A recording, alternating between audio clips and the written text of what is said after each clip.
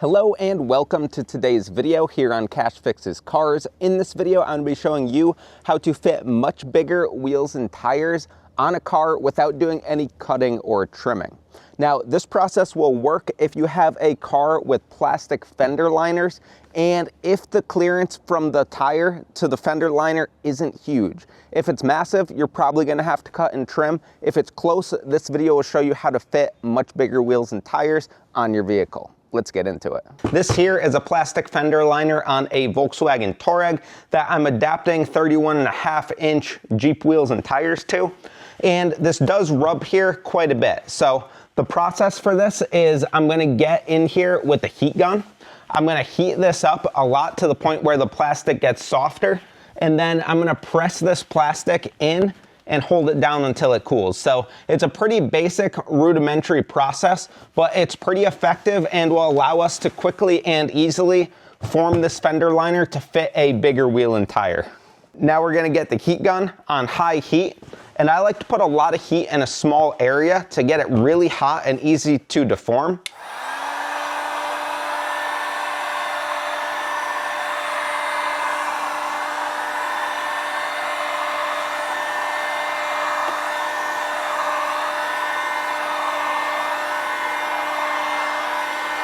So right now I'm just doing a pretty general pass over the whole thing to get the whole fender liner nice and warm.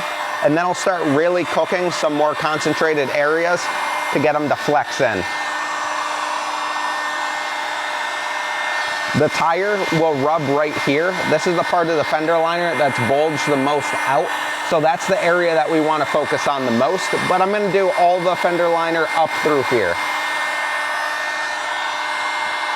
So now I'm getting close with the heat gun on the high setting.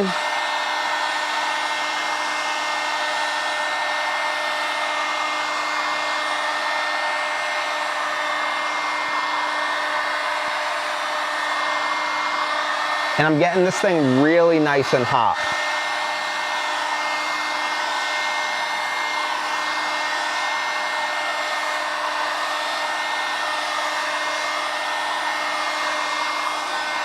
Now I'm going to turn off my heat gun and quickly force this into place where I want it. And I'm going to hold a lot of pressure there so it cools down in the new shape that I want it to sit at.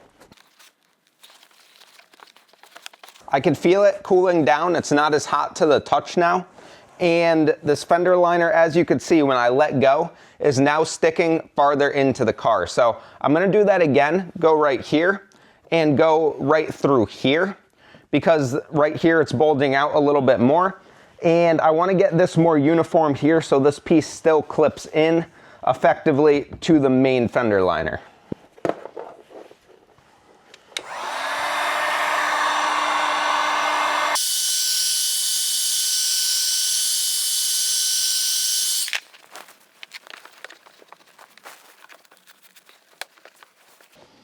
All right, that worked pretty well. I'm gonna do one more pass over this, a little bit right here, do here again, and just try to get this as far forward as I can. But already right there, I probably got 3/4 of an inch to an inch more of clearance, because that thing used to be out to right about here. So we're going in the right direction with this.